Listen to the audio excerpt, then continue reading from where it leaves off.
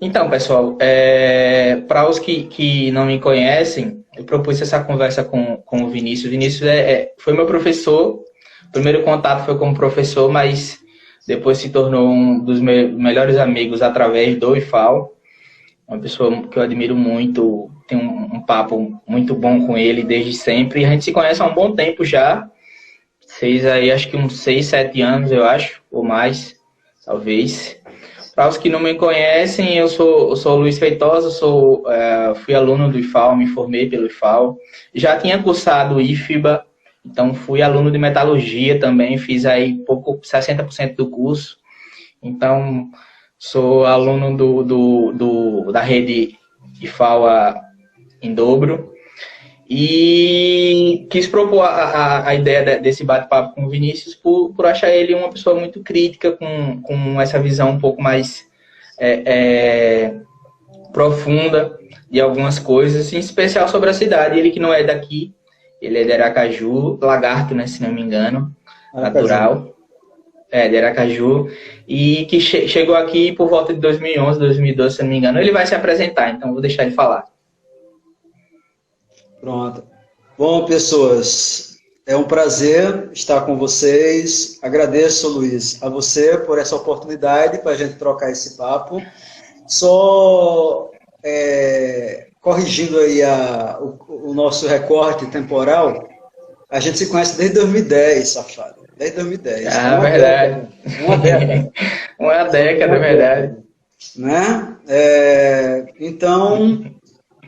agradeço mais uma vez estar aqui com você, e é legal essa sua proposta de fazer com que uma pessoa que já mora em Piranhas, apesar dos intervalos, né, 2010 a 14, depois sumi, voltei em 2018, estou até agora, é legal porque a gente vai fazendo um comparativo de uma cultura, né, de quem veio de uma outra cultura para essa, né, com a qual ele terminou, no meu caso, encontrando uma afinidade muito boa. E de dois momentos de Piranhas, né? Porque você saiu, ficou um tempo fora e voltou, né? Isso, justamente. Né? Foi um intervalo de 4 anos, né? Isso, 14, um bom intervalo. 14 a 18, né? É um bom intervalo. Pronto, exatamente nesse tempo, lá no início, quando você esteve a primeira vez em Piranhas, que assim que veio para o Instituto, para o Campus Piranhas, nós tivemos o primeiro contato de parceria, além de sala de aula, no programa A Voz da Juventude, né? Eu fui colaborador no programa, e o programa foi um sucesso, um programa muito bom, ficou um tempo razoável no ar. Aí, em seguida, no seu retorno, você instalou a rádio web dentro do campus, acabou não dando certo, e agora você está com o projeto Entortando, que tem uma proposta, tem semelhança, sim, a proposta, além de alguns parceiros que são os mesmos desde sempre, por exemplo, o Adriano, mas faça aí uma relação entre os três. Bom, eu sempre fui fissurado por comunicação, né? Eu sempre gostei. Tanto é que da minha graduação a pós-graduação eu trabalhei, pesquisei com música, então cultura, comunicação sempre foi uma área que muito me instigou muito, sempre, né? São áreas que me instigam. E, de fato, 2010, lançamos o programa A Voz da Juventude, né, na rádio comunitária aqui, e foi um projeto que deu certo, tanto é que houve uma renovação do projeto, ampliou a equipe, né? A princípio era só a Mariana e a Claudivânia na época, e aí foi agregando, e deu aquela equipe formidável que a gente teve. Aí fui embora, né? Fui morar em Itabaiana, 2014 a 2018 fui morar em Itabaiana, e quando eu voltei para cá, foi umas férias que eu fui passar em Garanhuns e aproveitei minha paixão louca por Piranhas, como colocou o Celcinho aí, essa paixão louca.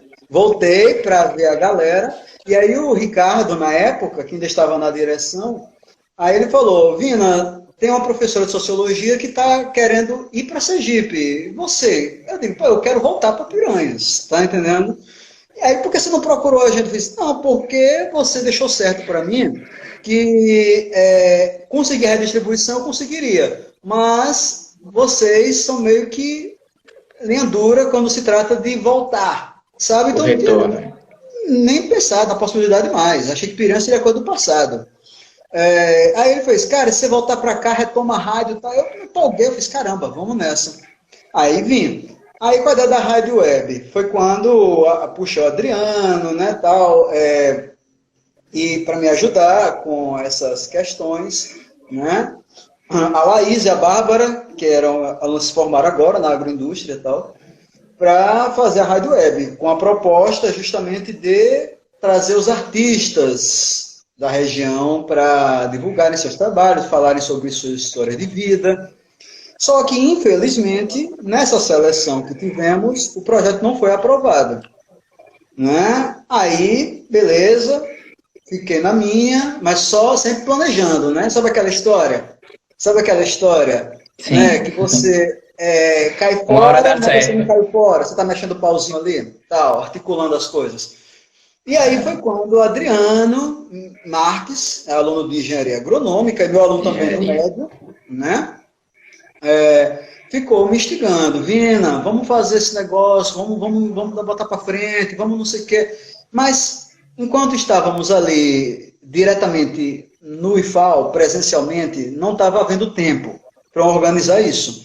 E aí foi quando rolou essa questão do isolamento, horário mais flexível, eu falei, é agora ou nunca. Aí começamos a fazer. Qual é a proposta do canal Entortando? Segundas-feiras, 8 horas, eu exponho uma opinião minha sobre algum tema, é o Entortando a Opinião, toda segunda, 8 da noite. Vídeos curtos, 5 minutos, 5 minutos e meio, tal, mais do que isso não. Rapidinho. É a rapidinha, dá uma rapidinha. Tá entendendo? Tal. E a gente vai e joga a ideia ali, Entortando a Opinião. E aí, terças-feiras, 8 da noite, é o Entortando Entrevistas. Que aí, nesse momento agora, eu estou priorizando os professores do Instituto Federal de Piranhas por um motivo político. A questão é essa mesma, um político no bom sentido. Né? Porque a gente sabe que, nesse contexto atual, nós, servidores públicos, estamos sendo bombardeados e tem se alegado para a sociedade, tem se argumentado para a sociedade de que nós somos prejuízos aos cofres públicos e que a gente fica mamando nas tetas, sabe, do Estado, parasitando. E eu quis mostrar que os meus colegas, mesmo em contextos de isolamento, eles não param. Tá entendendo? Eles não param, eles produzem. E aí eu tenho colocado esse programa do Entortando Entrevistas todas as terças, né? Para ver, fazendo que a comunidade externa consiga entender que, na verdade, não é esse negócio, né, que se tem falado sobre a gente. A equipe é o Adriano. Perdão, desculpa. A equipe é o Adriano, que está editando os vídeos. Atualmente, nós estamos com o Ed Clécio, que está aí, ou estava, enfim, na live, que faz a divulgação dos vídeos, a Melina e a Ruth. Na primeira formação, a Maria Vitória Schettino estava com a gente, mas infelizmente não está mais. Enfim, mas essa é a equipe, e como eu falei, né, na live com o Aloysio, é uma equipe que eu não troco por nenhuma outra, né? A galera é show de bola. Duas coisas que me chamou a atenção no programa Entortando, no projeto, foi exatamente isso. Primeiro, a qualidade das edições, e aí vamos dar os parabéns ao Adriano, porque fica algo muito sucinto e que passa a mensagem. O Ediclés falou agora. E também, exatamente essa proposta de mostrar, de tentar tirar a imagem de que servidores são parasitas. Isso me chamou muito a atenção, porque vocês, que são os profissionais que nos trazem informações e nos educam, né, nos dão informações, produzem independente de estar em sala ou não, porque o professor não produz só naquelas 2 ou 1 hora de aula. Quando retorna para casa, planeja o dia seguinte, planeja o mês seguinte, planeja o mês todo, e durante a quarentena não deixam de trabalhar, porque todos os professores do Instituto Federal em Piranhas estão produzindo algo no privado dos alunos ou em grupos, ou em lives. Então, a ideia é não deixar os alunos abandonados nesse período de quarentena. Foi isso que me chamou a atenção no projeto, Entortando. Justamente. Vamos para o tema. Eu queria entrar no assunto, um assunto que eu acho um pouco delicado, mas ao mesmo tempo importante, que é a questão da democratização do turismo de Piranhas, que eu acho que vai um pouquinho para o tema da gente. Eu acho um turismo caro, apesar de, óbvio, de ter opções baratas. Mas quando você parte para, por exemplo, conhecer as belezas naturais da cidade ou da região, poucos têm esse prazer ou tiveram esse privilégio, exatamente porque quem domina ou comanda encareceu aquele local e a única forma de chegar é através dessas pessoas.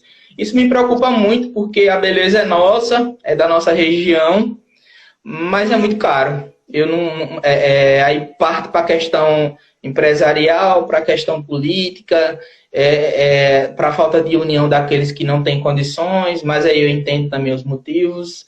E aí, eu quero saber, antes que você chegue nesse ponto, talvez eu tenha sido precipitado, qual foi a sua visão quando chegou a Piranhas e se você sentiu isso que eu falei agora? Sim. Me permita só, antes de responder a sua pergunta, eu avisar a galera que chegue lá no canal Entortando, porque eu quero ser famoso, eu sempre digo isso, e não tem uma Rede Globo para me apoiar, né? Então tem que falar por aqui, aproveitar esses meios para falar. Cata lá, o canal Entortando. Mas vamos lá, a sua questão. Bom, eu já conhecia Piranhas, né? Eu já tinha vindo a Piranhas antes de vir morar aqui.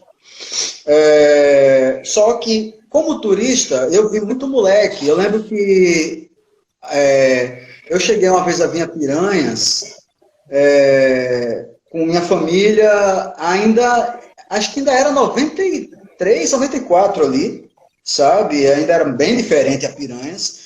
Depois eu vim já com meus 18, 19 anos, né? Mas sempre como turista, né? Vindo para cá. Aí trabalhei por um tempo no Max, né? É um trabalho muito breve, porque eu me meti naquele negócio e vi que não era a minha praia. Foi bom, agradeço até hoje, porque me meteram lá para os sítios arqueológicos, para andar no meio do sol, e eu vi que aquela onda não era minha, né? E aí eu pedi arrego e pedi capaz fora, né? Vi que meu negócio era outra praia. E foi até bom, porque o Hércules, que hoje é arqueólogo, e é formado nas Ciências Sociais, que é o curso que eu me formei, né? E ele hoje é arqueólogo, então foi ótimo, né? Eram 2 bolsistas de cada área, 2 da geografia, 2 de história, 2 de sociologia, tal. E aí um da sociologia desistiu, né? Ficou só ele reinando.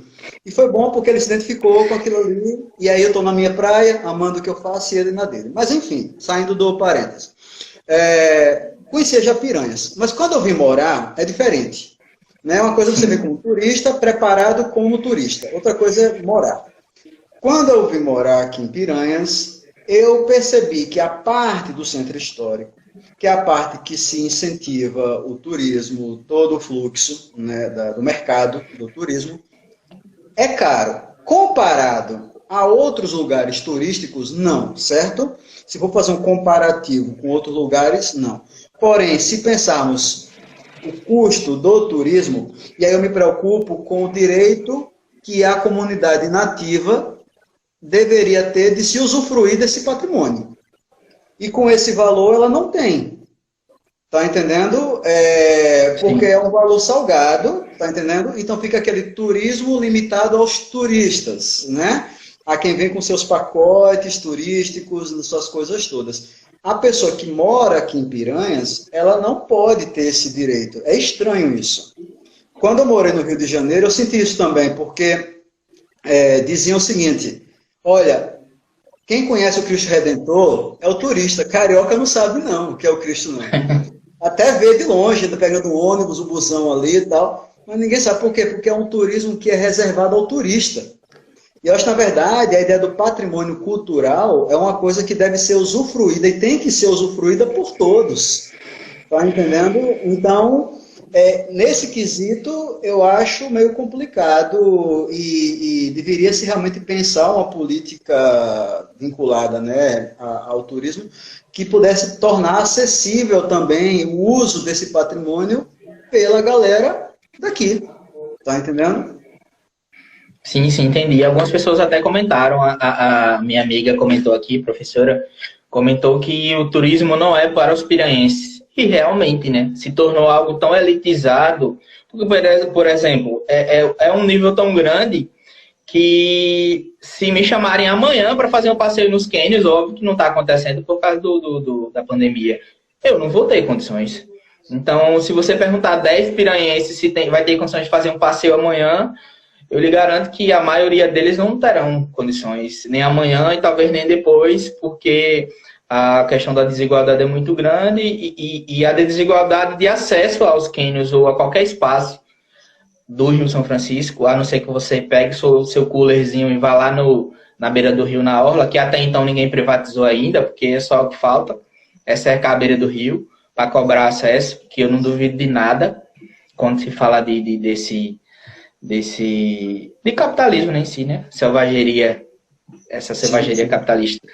Vamos para um... Não tem como nós dois não falar do IFAL, né? Não tem como separar o IFAL da gente. Eu sinto como aluno e você sente como professor a falta de compromisso do município, e aí em parte não só dos munícipes e nem de gestores que se passaram, mas de abarcar o IFAL, né? De ter aquele sentimento de que o IFAL não é só aquele muro, de ter o sentimento que o IFAL é de todos, o muro é só uma questão meramente simbólica, ou deveria ser, mas em parte também não é essa culpa de quem está de fora, às vezes é culpa de quem está de dentro. Às vezes passa essa impressão de que o IFAL não pode ter acesso ou que o IFAL é só para aqueles, como se fosse uma instituição privada, o SESMAC, por exemplo, que é a minha faculdade. E aí eu vejo que nesses 10 anos, que vai completar agora em novembro, se não me engano, do Campus Piranhas, há pouca falta de parceria, e olha que eu acompanhei, o único ano que eu não acompanhei foi 2010, porque eu ainda não era aluno. Eu fui da segunda turma, 2011.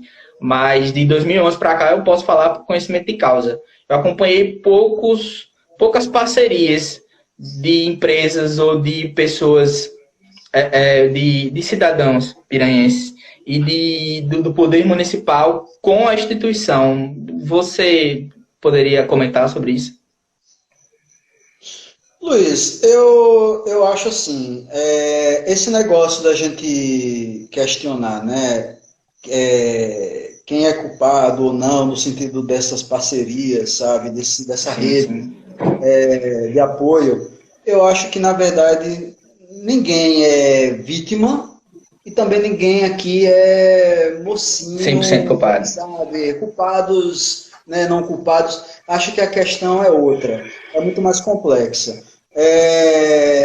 A sociedade chegou a um nível de complexidade na sua organização que ela se burocratizou de tamanha forma que parece que a burocracia, ao invés de facilitar a conexão dessa rede de gestão pública, instituto, comunidade externa, produtor rural, sabe? Ao invés dela ajudar a fazer essa conexão, parece que ela entrou em curto-circuito, sabe? Queimou, sabe? E aí fica cada qual no seu mundinho, isolado, ilhado, se prendendo nas suas burocracias, né? E não consegue dialogar com o de fora, e o de fora com o de dentro. Tá entendendo?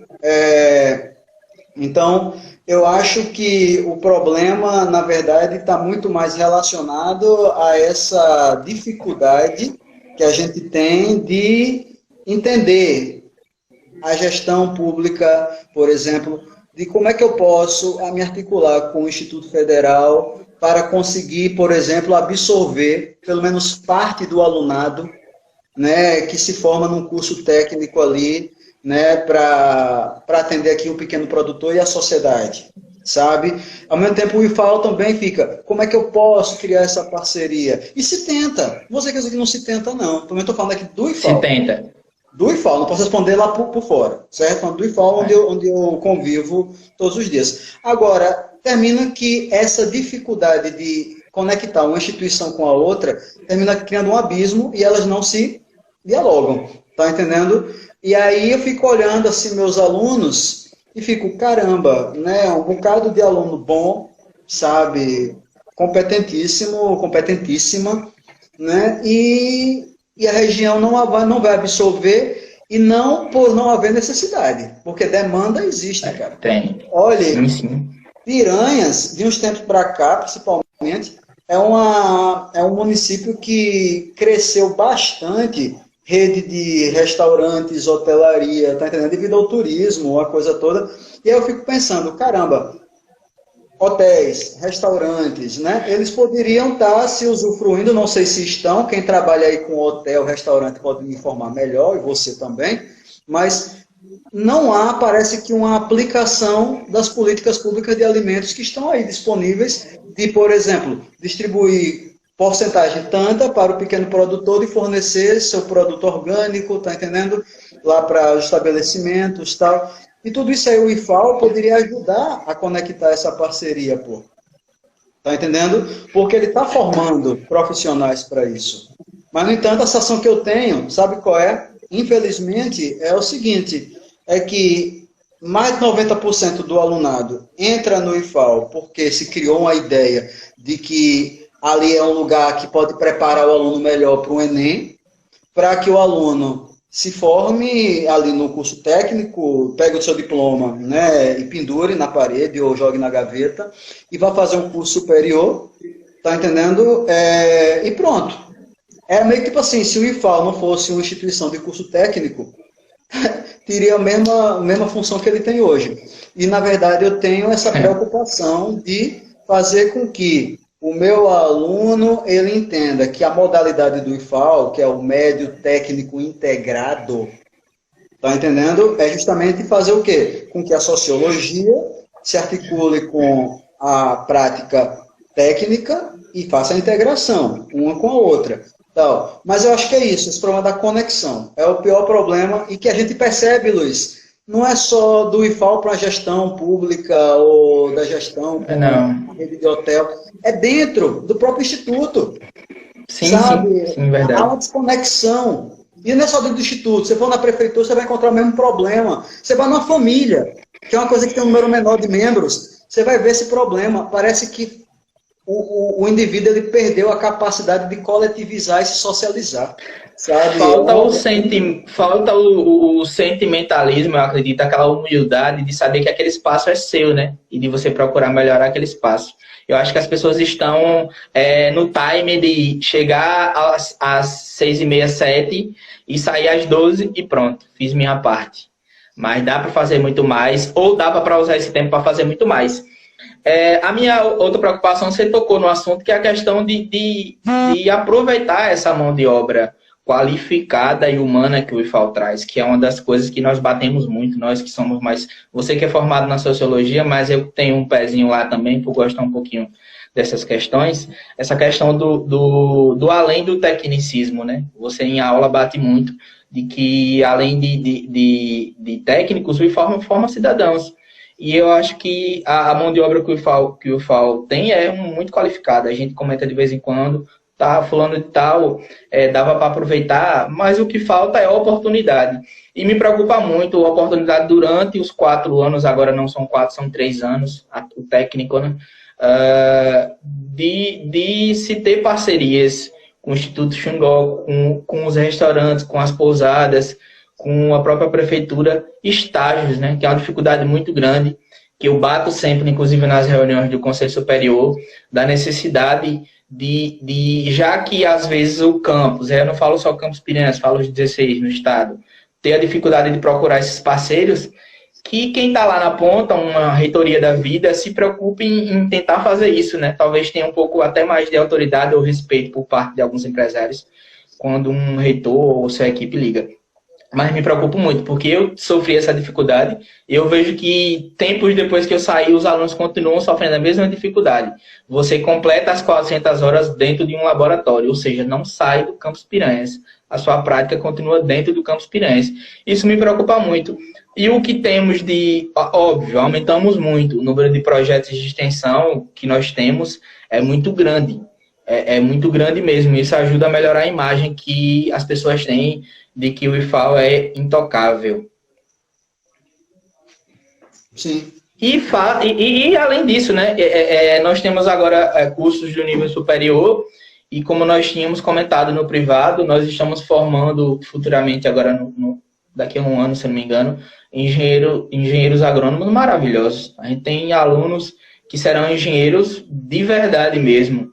Então, me preocupa, será que esses engenheiros serão iguais aos técnicos, tipo eu, que não tive a oportunidade de ter espaço para atuar na minha área? Porque, assim, eu estou no curso de Direito, óbvio, porque eu gosto da área, porque tem uma ligação com a política e eu gosto muito disso, sempre gostei, mas não significa que eu não gosto da agroindústria, muito pelo contrário, eu acredito que se eu tivesse ido para a área, eu teria atuado bem, porque é uma área também que eu gosto, porque tem uma ligação com aqueles assuntos que nós conversamos no privado, de terra, de pequenos agricultores, apesar de eu ser do curso de agroindústria, mas não se distancia dessas pessoas. E eu acho que o IFAL tem essa mão de obra, como um amigo meu diz, nós temos o Rio São Francisco de um lado, o Canal do Sertão do outro. Sim, e daí?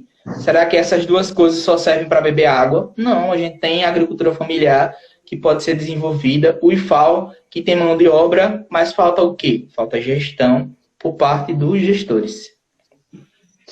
Justamente. Mas a coisa é você, pode estar sendo até ingênuo da minha parte, mas eu acho que há uma vontade, mas não há uma habilidade de saber como realizar essa vontade, sabe? Porque parece que houve realmente um fracasso da vida coletiva na sociedade. A gente perdeu essa capacidade de entender o funcionamento do todo. Parece que ficou tão preso cada qual na sua burocracia, né, que a gente parece que não consegue fazer a conexão. A gente entende teoricamente que é de fuder isso. Essa rede, né, essas parcerias, apoio, mas parece que a gente não tem a habilidade de consolidar isso, sabe? Porque é como se a prefeitura não soubesse para que o IFAL veio, o IFAL não soubesse para que a prefeitura veio, sabe? E aí fica cada um na sua ilha, né? E nessa ilha, velho, posso dizer a você que até a jangadinha para cruzar de uma para outra, ela quebrou, sabe? No meio do caminho. Né? Muitos náufragos, né? Usando muitos náufragos, né? Usando sua metáfora, temos muitos náufragos. Pronto, uma das grandes dificuldades de saber o que é que o IFAL saber qual a necessidade, qual a função da prefeitura, e a prefeitura saber qual a função social em especial do IFAL, por exemplo, há uma dificuldade muito grande de ano após ano, ter dificuldade de liberar o transporte para os alunos do IFAL. Será que tem necessidade dos alunos fazer abaixo-assinado, movimentação na Câmara de Vereadores e em outros espaços para uma gestão, e não apenas essa, mas outras passadas? Liberar um carro para alunos do seu próprio município? Mas por lei nós não somos obrigados. Como assim? São munícipes, pô. Não são obrigados, não tem que dar transporte. Necessitou-se criar uma lei municipal dos transportes, que beneficia os alunos do IFAL e os alunos universitários. A que ponto nós chegamos, né? Ter necessidade de se criar algo que deveria ser normal, natural. Eu não estou trazendo ninguém de Maceió para transporte indo e voltando todos os dias. São pessoas daqui. Então, a briga começa daí, uma coisa que deveria ser simples. Você imagina algo mais burocrático, como talvez um estágio. Você falou de burocracia, mas a ideia de burocracia é a organização. Não é dificuldade, não. Dificultar as coisas. É organizar as coisas. Então, Luiz, mas de que adianta você aprimorar a burocracia se você não trabalha a capacidade de saber se organizar? Aí você fica criando lei, MP, decreto, tal, uma série de questões legais, tá entendendo? Em cima, sobrecarregando a coisa, e a coisa não resolve, porque o organizar é que é o problema. Se houvesse uma sociedade que tivesse a cultura da organização, não precisaria de tanta burocracia, de tanto procedimento, sabe, de tanto regimento, tanta normativa para a coisa acontecer. Agora, o que acontece é que a gente não sabe se organizar, e aí a burocracia, ao invés de ajudar, atrapalha. Por exemplo, essa questão que você falou do transporte. Eu confesso, eu evito fazer comentários sobre profundamente, porque acho que é muita irresponsabilidade eu falar sobre isso, uma vez que eu não tenho domínio, né, das questões mais legais, burocráticas, dessa questão do transporte. Mas, veja,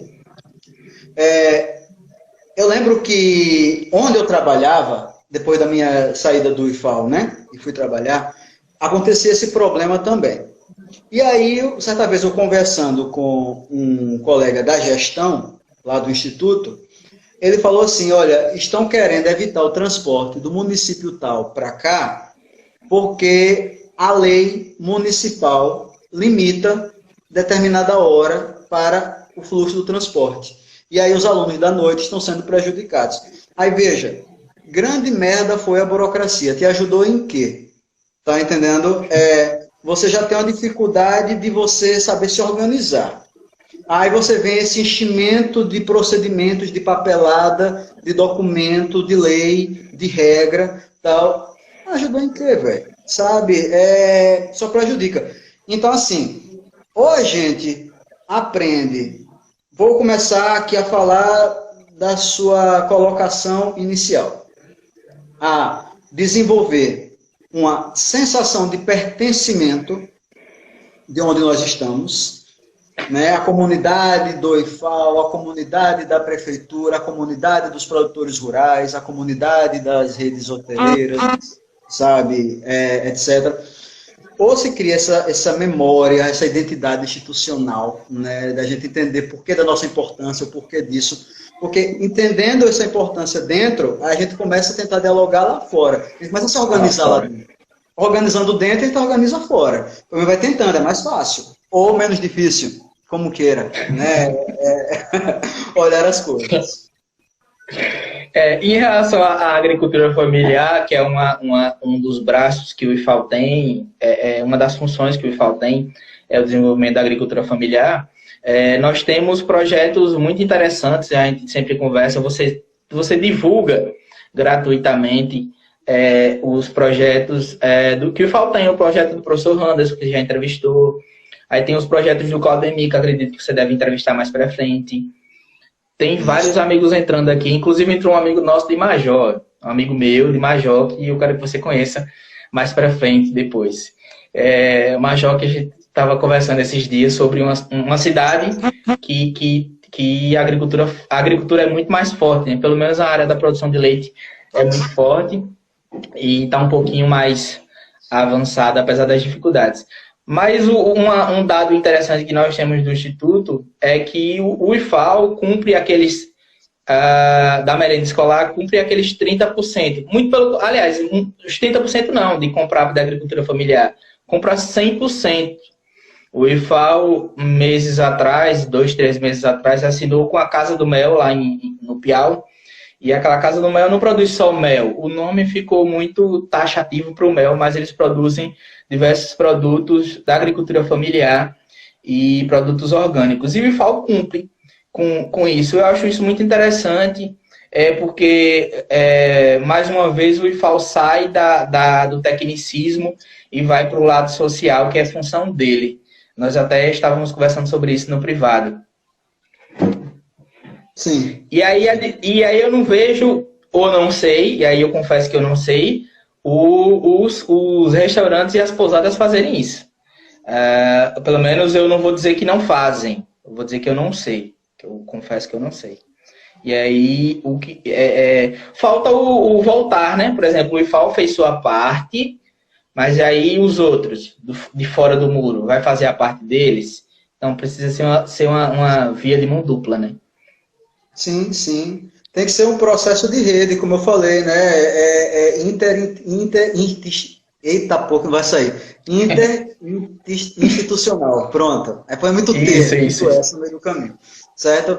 Mas esse é o processo que precisa, sabe? E aí, assim, eu acredito que lugar como Piranhas, falo Piranhas porque é onde o IFAL está situado, né, enquanto campus, tal,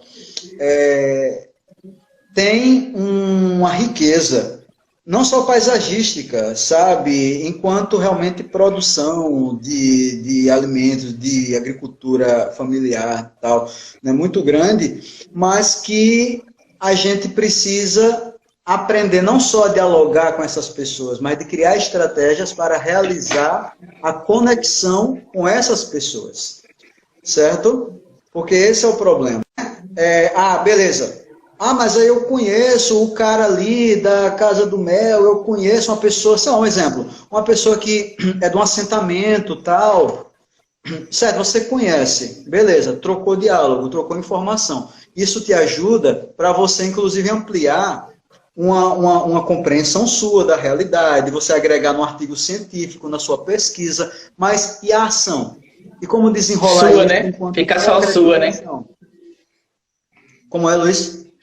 Fica algo muito privado, né? Seu, só seu. E não É, externa isso. e isso não há, na verdade, não há o processo da conexão, né? O dentro-fora para conectar, né? E aí gerar o motor, fazer o motor funcionar, tal.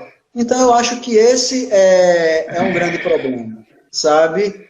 A, a começar da nossa dificuldade que nós temos, por exemplo, até de muitas vezes até compreender, veja como é a dimensão do problema. A gente compreender até afinal, o que se propõe o PPC? Tá entendendo? Que é o plano pedagógico de curso. Tá entendendo? Dos cursos da gente. Não tem.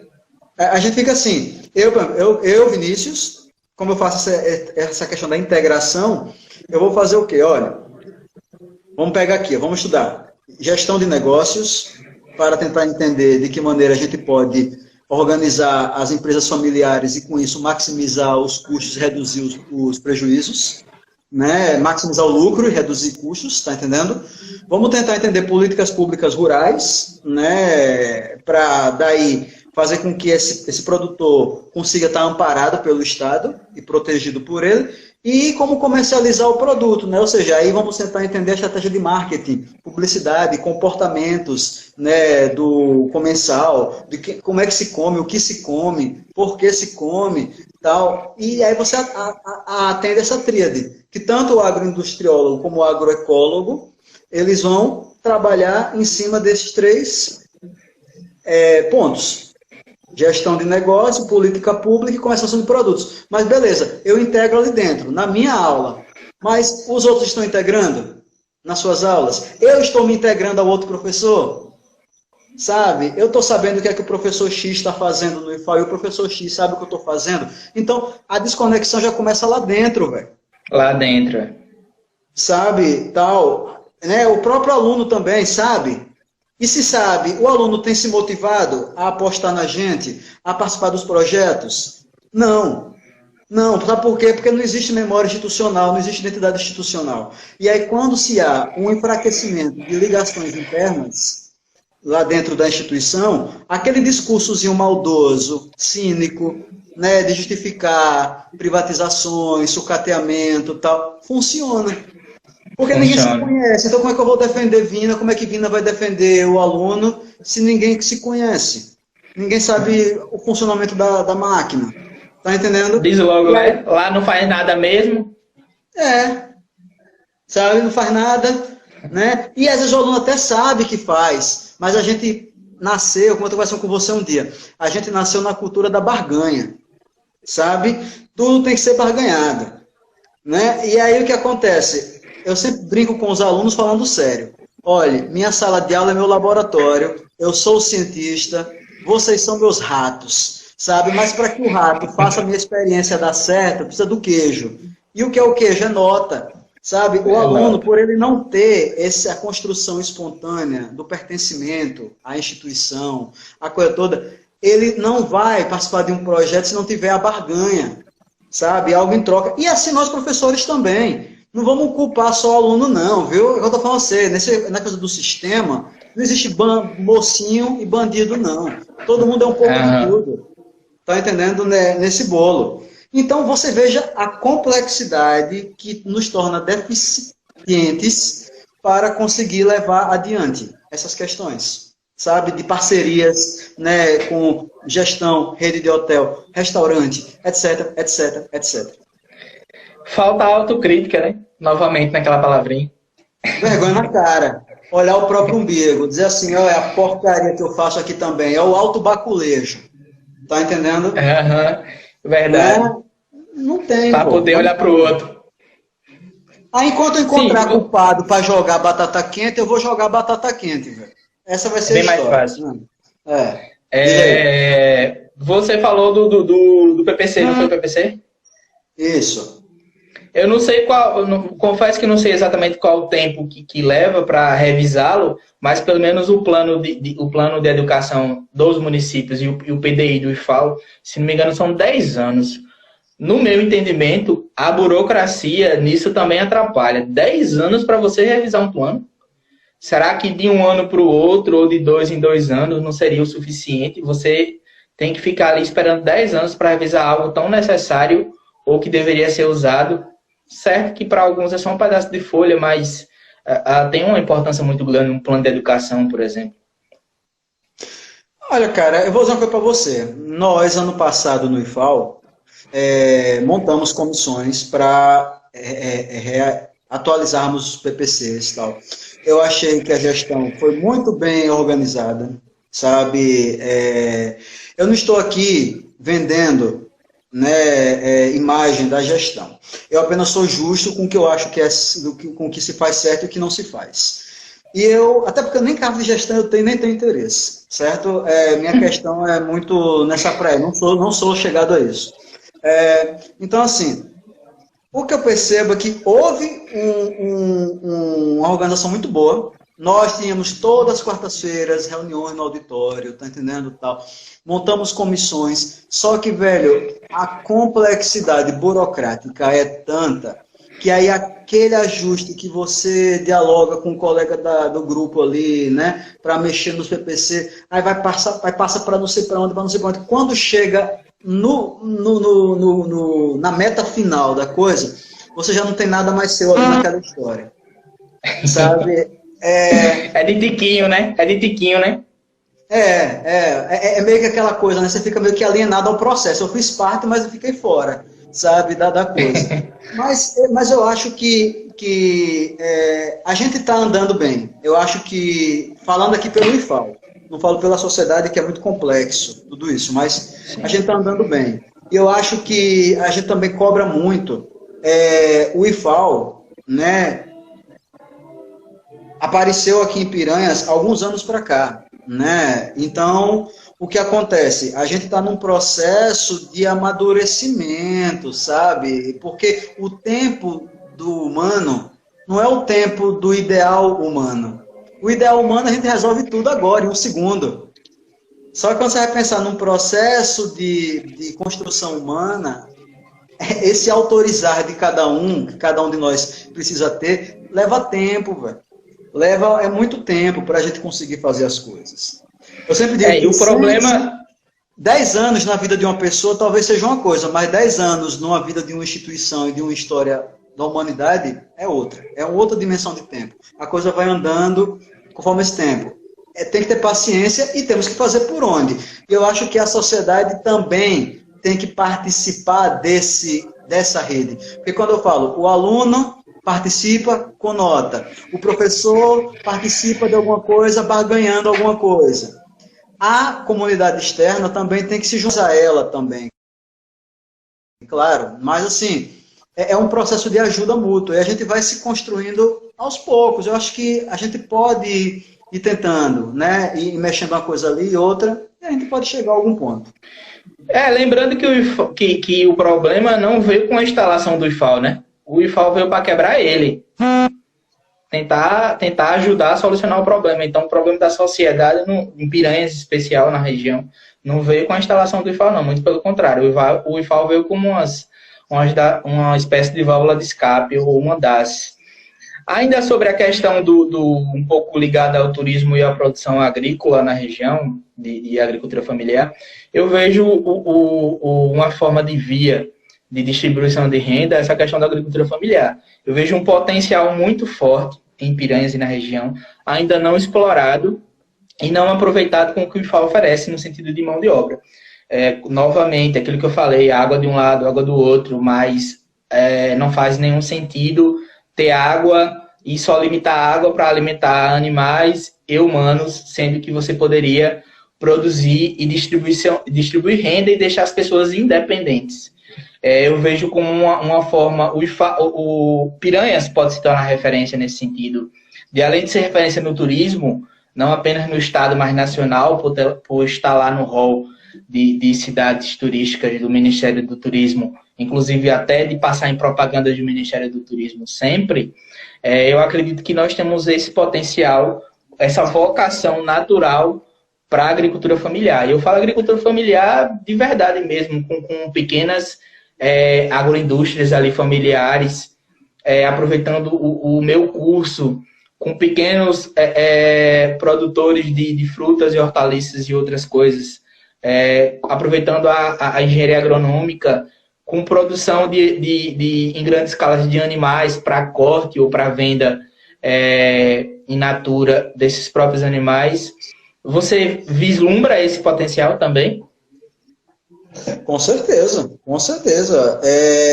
Inclusive, como eu falei, eu acho que Piranhas ela tem um potencial não só paisagístico, como de recursos, né, econômicos, de viabilidades turísticas, de tudo. Só falta um preparo político por parte da gestão, do instituto, dos produtores, da rede de hotel, de restaurantes, como eu acabei de dizer. É uma questão de organização.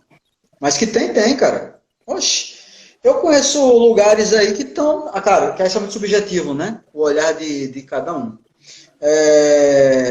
Muito aquém de beleza, sabe? Natural, por exemplo, turismo de Piranhas, e que conseguiram, com parceria com a Emater, com outra série de instâncias, tá entendendo? Instituições responsáveis por fomentar, estimular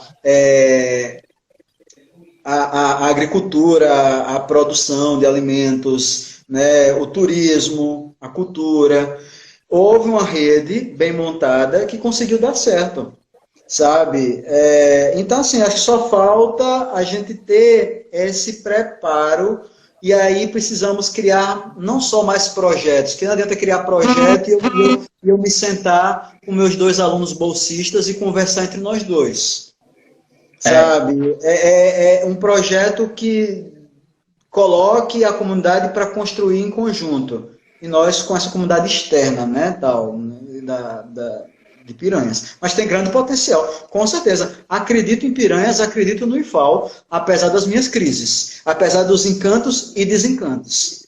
Tá entendendo? Fazendo jus ao título, né, da coisa. Eu falo nesse sentido da agricultura familiar ser mais uma opção de renda, porque assim, a dependência ao turismo é muito grande, não tem nada ruim nisso. Muito pelo contrário, o potencial turístico de Piranhas é ainda maior do que o que nós temos hoje. Há outras potencialidades ainda a serem exploradas, como novas trilhas, novas rotas, mais espaços para as pousadas, mais espaços para restaurantes. Falta incentivo, talvez até de isenção de impostos para que essas pessoas venham instalem suas indústrias. Mas eu falo pela dependência. Por exemplo, agora, a dependência nossa é tão grande, e agora que não estamos recebendo turista. Imagine a queda de receita nesse período, de tão forte que é a nossa dependência do turismo. Não é no sentido de criticar o turismo, é no sentido de só depender dele. Por exemplo, seria diferente se nós estivéssemos, além do turismo, tendo uma agricultura familiar forte. Porque aí o turismo poderia estar parado, mas a agricultura familiar não poderia estar parada. Porque a produção de alimentos é questão... prioridade, né? E não foi afetada por decretos e essas coisas.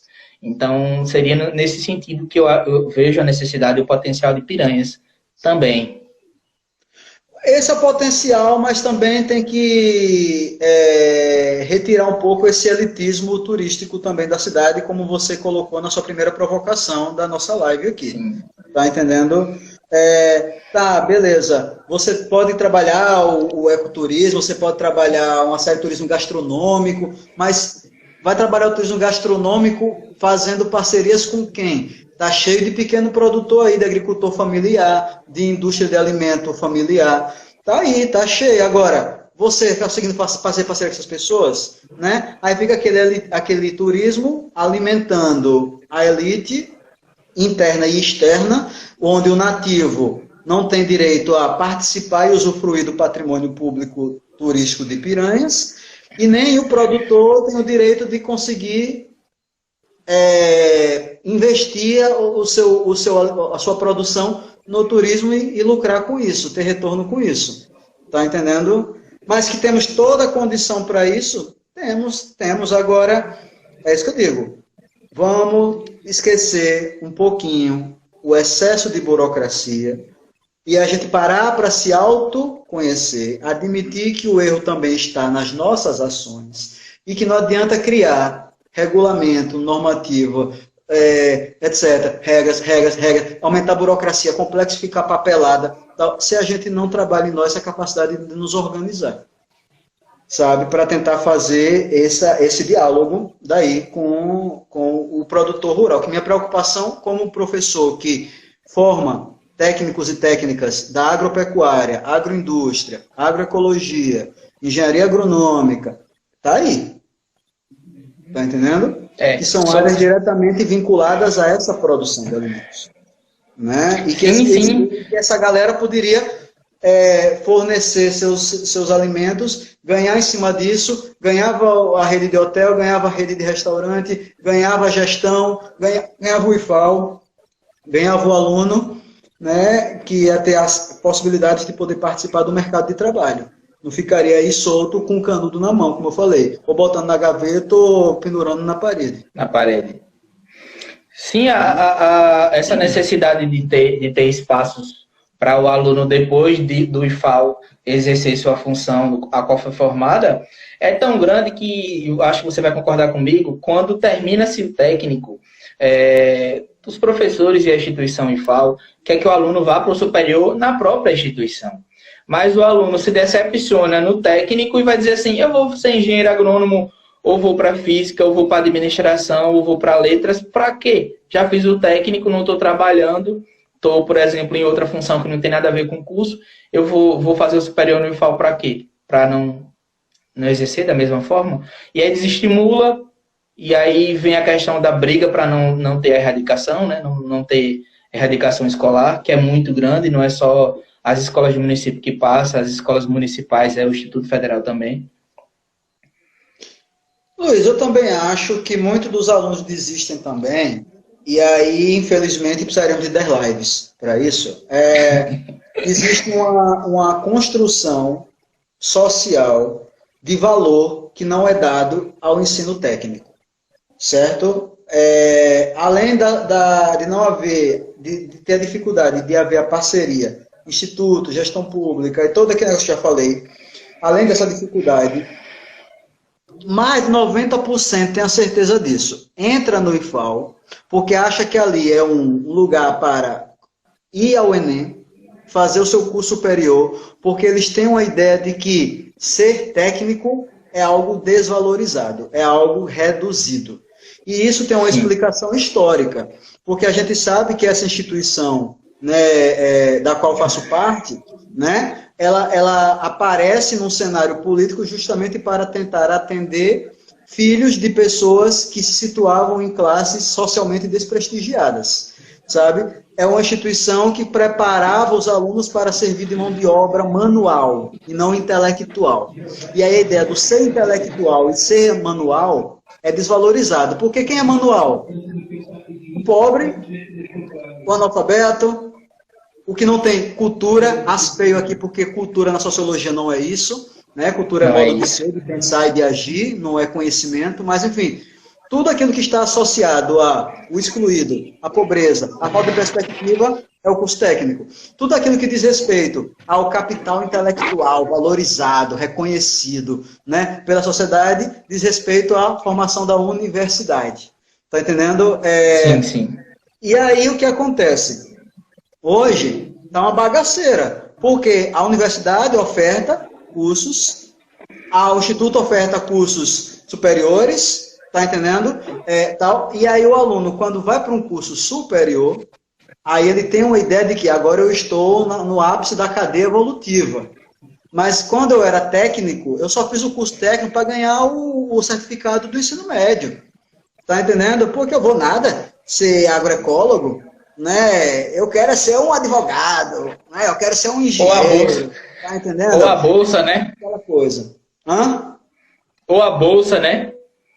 Só era bom Justamente. porque eu ganhava bolsa. Sim, mas eu estou falando assim, enquanto você entrar num curso e pensar assim, eu vou me dedicar a esse curso técnico porque eu quero ser um técnico lá na frente, não existe. Mais de 90% daquele alunado que está ali no instituto não quer isso. Até porque eles me dizem, eu não estou falando de um dado do que eu suponho, não. Sempre a primeira pergunta que eu faço quando entro na sala, tá entendendo? E vou provocando isso. Porque Sim, também se sim. criou nesse imaginário. É a primeira mesmo que eu lembro quando você fez para mim. Para a sala, Né? aliás. É a primeira mesmo que eu lembro quando você fez para a sala, em 2011. Sim. Pois é, justamente. É justamente. Sempre vou nessa pergunta. Tá entendendo? Que, afinal, para Sim. que você veio, velho? Né? Ah, E não, eu eu quero terminar o confesso, médio, o que você quer? Hã? e eu confesso que eu pessoalmente não entrei com esse intuito. Vou ser técnico, vou ser um bom profissional, vou trabalhar na área. Aos poucos foi que eu disse, não, a área é boa, eu nasci numa família de agricultores, de pescadores, tem a ver com a minha região, a região tem futuro, eu vou me formar, eu vou tentar, mas aí eu vi que, por exemplo, a única local que aparentemente contratava era na Camila, em Batalha. Aí a Camila vai e entra em falência no final do meu curso. Aí eu vi que não dava para exercer isso, e a outra vi que naturalmente também, essa sim, nasceu comigo, era a via do direito, que é o que eu curso agora. Mas aos poucos eu criei essa estima pelo curso e pelo IFAL não, pelo IFAL desde quando entrei, mas pelo curso foi ao longo com você, com o Levi, com a Laís da vida, com o Oswaldo, com a Alcimara, com tantos bons profissionais que eu tive o prazer de, com o Tileco, com o Wagner, com a Ellen. Se eu for citar quem já passou pela minha vida numa sala de aula no IFAL, foram vocês e a instituição em si que contribuíram para que eu pegasse gosto pelo curso. Sim. O que Adriano falou é bem relevante agora também. Muitos fazem o curso por falta de escolha também. Sim, sim, Tá sim. entendendo? É, E aí vão fazer porque é o que me resta aqui para eu poder fazer, né? E aí, assim, agora eu acho que a questão de afinidade com o curso é uma coisa muito relativa, né? Porque você pode... Eu venho de uma formação numa universidade, numa capital, que, querendo ou não, possibilitava a gente acreditar que poderia ser absorvido como mão de obra em qualquer área que a gente fizesse, umas mais difíceis que as outras, claro, né, tal, mas a gente tinha, mas você percebia que havia um pouco de desnorteamento do aluno, chegava na sala, ei, você faz sociologia por quê?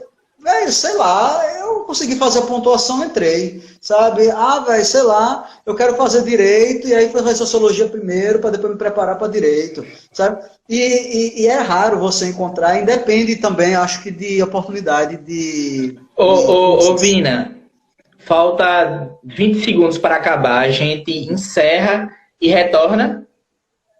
Como você queira, velho, como você queira, fica a seu Vamos critério. retornar que o debate tá bom, mas pelo menos uns 10, 20 minutos. Rapaz, se não deu tempo para falar tudo, ou para pelo menos se expressar melhor, significa que foi bom. Sim, com certeza. Com certeza. Um papo bom é assim, a gente vai e se perde no tempo. É igual quando Né? tá pessoalmente, né? Que a gente tem que lembrar que tem hora para as coisas, senão. Então, não é isso? O Jorge tinha falado na live, no bate-papo anterior, que se coubesse 13 eu entraria agora pro debate. Infelizmente, Sim, sim. Jorge, caba bom. Jorge, cadê tu? Tá aí na live? ele vai entrar daqui a pouco, eu acho. Ó, quem tá falando é o Bruno Eduardo, que foi seu aluno. Beleza, Bruno, Bruno? claro. Bruno, gente finíssima, velho. Saudade da porra. Essa Verdade. galera. Galera prova. O aluno que sai, que entra em sala de aula e vai destabilizando tudo. Eu adoro, né? Adoro. É, que tira do Sabe? conforto, né? Tira do conforto, pois é. Né? Não fala por falar, não. Fala para provocar mesmo, para fazer a gente voltar para casa cheio de grilos na cabeça. Isso é que é bom. É, voltar para casa pensando, será que ele tem razão? Isso, justamente. Rever afirmações. Verdade, sempre bom. Ô, Vina, além do que nós falamos um pouco da agricultura familiar, falamos da função do IFAO, falamos de gestão, falamos de restaurante, de pousada, falamos de turismo. Mais alguma outra visão de encanto ou de desencanto de Piranhas? Alguma coisa que você queira colocar? Você tem pensado? Posso tocar, sim. Talvez a gente possa fazer algo mais curto para não ficar cansativo para a galera. Eu não sei o que a galera está achando aí, né? Mas Sim, sim. Sim, a fica a gente. seu critério. Veja bem, eu penso assim, Luiz. O que me encanta por Piranhas, tirando inquestionavelmente a beleza natural da cidade, né? A coisa toda. Apesar de eu ser um cara que tem uma certa dificuldade em dialogar bem com calor, e a gente agora está no momento é exceção, mas em geral é Não é um calor cara, e essa cidade. não é um cara de forrogaço, de passear de barco, não é um cara de ir pra festa. Mas a sensação de estar em Piranhas é muito gostosa para mim. Apesar do calor, das condições climáticas, como eu disse a você, eu sou muito mais dado ao frio do que ao calor, né, tal, mas eu acho que estar em Piranhas me faz me sentir bem. Qual é o meu encanto por Piranhas? Eu acho que além de ser uma cidade tranquila, ainda, e espero que fique, né, a nível de violência urbana mesmo, sabe, de coisas do tipo, eu venho de uma realidade de capital muito tensa, tá entendendo? Que você, para entrar em casa, tem que dar uma volta novamente no quarteirão para ver se tem alguma pessoa suspeita, sabe? Olhando da esquina, né? E a pessoa te pergunta uma hora e você fica com medo de pegar o celular porque tá achando que a pessoa vai te assaltar. Enfim, lugares que você vive com medo, né? E que você termina retirando das pessoas o rosto delas, né? Viram apenas dados numéricos pavorosos que você não consegue construir esse laço de segurança, de amparo. E eu vejo aqui em Piranhas essa facilidade. Eu gosto dessa coisa mais comunitária de Piranhas. Essa coisa que você constrói laços afetivos, íntimos, pessoais. Tá entendendo? Quando você vai comprar alguma coisa em algum lugar, quando você encontra alguém na rua, né? Enfim, eu gosto dessa coisa da a família municipal. Eu tenho a sensação de uma família municipal, tá entendendo? Em Piranhas. É o encanto. Mas todo encanto, ele traz o seu lado também preocupante, né? Todo amor leva consigo a dor, né? As coisas elas não estão separadas, né? E eu acho que justamente essa característica pessoal, familiar, íntima, afetiva da piranhense, do piranhense, por exemplo, também traz um lado muito cruel, que eu acho que é a questão da dificuldade da profissionalização nessas relações. E quando eu digo profissionalização, é a questão mesmo do mercado, do comércio, tá entendendo? Da coisa toda, né? Claro, eu venho de uma realidade, como eu disse a você, capital, onde já existe com muito mais nitidez e frequência essa coisa mais profissional, e a gente tem um lado ruim do profissionalismo, que é a impessoalidade, é a frieza, sabe? Aquela coisa calculada, sabe? É aquele bom dia que você não dá bom dia porque, porra, é Vina, porra, é Luiz, tá entendendo? Não, é um bom dia porque é bom dia, tem que dar bom dia. Simplesmente, sabe? Essa coisa mais seca, mais fria. Mas eu acho que, às vezes, a gente estava conversando sobre isso, até que a gente estava discutindo sobre a realidade do pequeno produtor, né? Tal. Sim, sim. Essa coisa do que eu chamei de capitalismo arcaico, tá entendendo? Sim, sim. Eu acho que isso é ruim para a cidade, sabe? Se você já tem uma gestão que tem uma dificuldade de se conectar e fazer parcerias com a sociedade em geral, com o instituto, com tudo que a gente falou anteriormente, já tem essa dificuldade, né? E aí você tem uma comunidade que não trabalha também esse aperfeiçoamento comercializável, né, da coisa, profissional, melhor dizendo, é melhor o termo, profissional, dificulta muito. E às vezes eu tenho a sensação de que há uma coisa em Piranhas que é tipo assim, sei lá, eu vou vender, vocês chamam aqui flau, né? Eu chamo geladinho, certo? Flau. Aí, vou vender flau, beleza. Comecei a vender, abri até uma página no Insta, no Face, enfim, né? E aí, beleza, começou a galera a comprar. sabe? E aí, em um dia eu vim de 100. E aí eu me empolgo. Aí o que acontece? Eu acho que para sempre e eternamente eu vou vender 100 para mais. Só que eu não me transformo com as demandas. Eu não observo atentamente as mudanças de comportamento do público consumidor que está consumindo o meu produto. Por quê? Porque falta profissionalização. Aí qualquer cara, qualquer mulher que abra uma casa vendendo flau, vai para outro canto, tá entendendo? E eu já não fico Sim. mais na coisa. Então, assim, eu tenho a sensação um pouco que há aqui um pouco do que eu chamo de capitalismo arcaico. É tipo aquela coisa, é porque vocês, talvez não, boa parte de vocês aqui são mais novos que eu, né? Mas eu sempre uso o capitalismo Zé Esteves. Sabe quem é o Zé Esteves? Zé Esteves era o pai da Tieta, a Tieta do Jorge Amado, né? E o Zé Esteves, a Tieta não conseguia entender por que é que ela todo mês mandava dinheiro para a família e o Zé Esteves vivia na miséria. E perdia os bodes, perdia a casa, e ela ficava sem entender.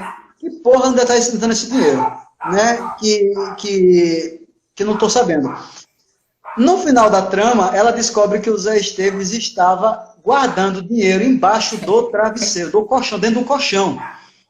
Quando ela pegou o dinheiro estava tão antigo que desfacelou na mão dela, virou pó. Está entendendo? Tão antigo que ele estava na mão dela.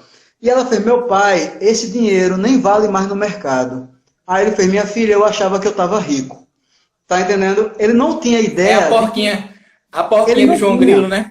Então, veja, ele não tinha ideia, rapidinho, ele não tinha ideia de pensar que eu gasto para ganhar. Ele achava que bastava juntar para ser rico. Uhum. Tá entendendo? E é isso que eu chamo de capitalismo tardio. Tá entendendo? E aí ele fazia essa coisa do gasto, eu não gasto porque eu guardo embaixo do colchão, porque um dia eu vou ser rico. Só que quando ele foi pegar o dinheiro já desvalorizou. O dinheiro já não podia ser aplicado. Não podia nem pegar o dinheiro virou pó na mão dela. Tá entendendo? De tão velho que ele estava já guardado no colchão. Sabe? Então, é um pouco essa coisa. A familiaridade das relações de piranhas é o meu encanto? É. Porque eu acho que isso torna a gente mais amparado. Isso é um bem-estar emocional, físico, psicológico, espiritual. Isso é muito gostoso. Mas poderia tentar achar o meio termo. Sabe? Essa familiaridade, ela também participa um pouco para a profissionalização. Não precisa você partir para esse capitalismo agressivo, financeiro, as commodities, como falaram aí, tá entendendo? Tal. Não é isso, sabe? Mas você pode tentar criar um amadurecimento um pouco no comércio, porque isso ajuda até para você ganhar no turismo e ter uma vida um pouco menos instável. Tá entendendo? Quantos, por exemplo, não devem estar agora penando nessa situação de isolamento, comércio fechado, tal, porque não souberam investir? Tá entendendo? Capitalizar o lucro. Você não precisa ser um monopolista financeiro, um capitalista do mal, sabe? Um neoliberal, né? Que sai... Não é isso. Mas de você ter um pouco dessa demanda de entender que, às vezes, eu gasto para ganhar. Sabe? Quando eu gasto, eu não perco apenas, necessariamente. Eu gasto para ganhar. E essa mentalidade, ela é muito foda. Sabe? É muito foda. A galera não conseguia entender, antes de eu ser professor, né, concursado, como é que eu pegava, gastava meu dinheiro para defender um artigo num congresso. Aí eu gastava com ônibus, avião, carro, hotel, comida. Se eu não estava ganhando nada, eu estava gastando para ganhar. Quando eu fui fazer o concurso, eu tinha um currículo já muito capacitado para poder concorrer. Tá entendendo? Então, essa é a lógica que tem que ser entendida. E eu acho que aí é onde vem um pouco o meu desencanto. Eu fico meio assim, poxa, cara, sabe? É tão pouco, o sonho é tão pouco. Ou será que eu estou sendo etnocêntrico, estou sendo um pouco intolerante e não estou respeitando a cultura? Né? Se for, peço perdão. Mas como um cara que vem de outra cultura e que está conversando com você sobre encantos e desencantos, eu acho que esse comparativo enriquece, não empobrece. É isso. Eu concordo com o encanto, né? Até o hino fala, né? De gente hospitaleira para valer. Realmente, o povo é extremamente hospitaleiro, né? O hino da cidade fala muito bem da cidade, como são os munícipes. Concordo com os desencantos também. É aquilo que a gente estava discutindo naquele artigo que você está escrevendo, de que é um capitalismo muito arcaico, não apenas da cidade que a gente estava se referindo, mas da região toda, talvez até do estado todo, é muito parecido, só muda a monocultura, só muda a produção. Mas o povo não sei se é ingenuidade, no sentido de perceber que dá para você explorar no bom sentido, de você ganhar com aquilo, além e também manter o peso que você falou, de manter as relações boas, como o povo de Piranhas costuma manter, e recebem bem quem veio de fora, você é a prova disso. Se fosse um povo mal educado e que não lhe tratasse bem, você não deveria, você já teria pedido remoção há muito tempo, muito menos ter voltado. E não voltaria, pois é. Porque quando eu fui embora, inclusive, de Piranhas, foi por motivo de força maior, questões de saúde e família. Não foi porque eu quis ir embora, não, mas prossiga. E foram 4 anos querendo voltar, né? Com aquele sentimento de ser, rapaz, se eu tivesse a oportunidade, voltava. Sim, justamente. Então significa que a cidade não é ruim nesse sentido. Bom, eu acho que a gente já pode se encaminhar para as despedidas. Eu queria agradecer a todo mundo que participou da nossa live, desse nosso bate-papo. É como se nós estivéssemos frente a frente. Quando a gente está conversando exatamente nesse nível, nesse naipe.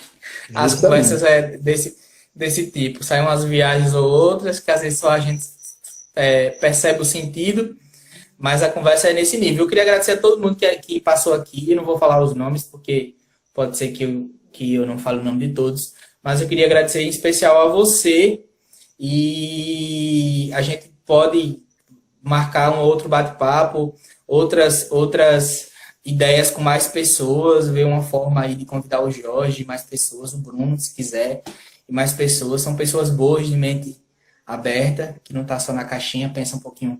Entende, às vezes, quando você tem uma opinião diferente da minha, eu entendo a sua, você entende a minha, e assim deveria viver grande parte da sociedade. É óbvio que tem que ter conflito, né? Como você disse, tem que ter um aluno lá que chegue e incomode e que arrume uma brigazinha. Isso tem que ter. Então, o Jorge disse, gente, já acabou.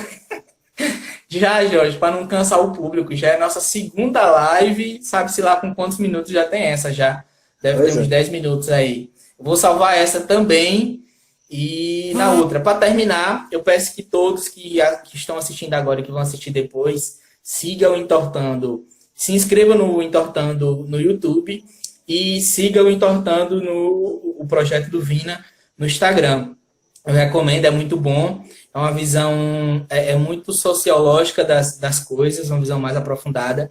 Eu peço que sigam e recomendo muito. E divulga o que o IFAL faz, que às vezes o pessoal da sociedade externa não tem noção, e até quem está lá dentro também, os alunos. Sim. Obrigado, Luiz, por você dar esse apoio. Eu sei que sempre pude contar com o seu apoio, você acredita no trabalho, eu sinto que é forte e sincero de sua parte. Elogiar a sua proposta das lives aí. Você é um bom comunicador, sempre falei isso. Quando você era meu aluno, lá em 2011, eu dizia, você é um bom comunicador, você é um cara que sabe se posicionar, então por isso que você sabe desenrolar bem a live, sabe, tudo bem, eu sei que eu falo pra caramba, eu sei disso, eu sou professor porque eu escolhi ser professor porque eu falar não é difícil para mim, mas assim, um bom comunicador também estimula a gente a, né, falando mais e mais e mais. Então, assim, parabéns pela sua proposta das lives. Eu acho que você é um cara sem fazer muito babação, mas é uma questão de um elogio espontâneo.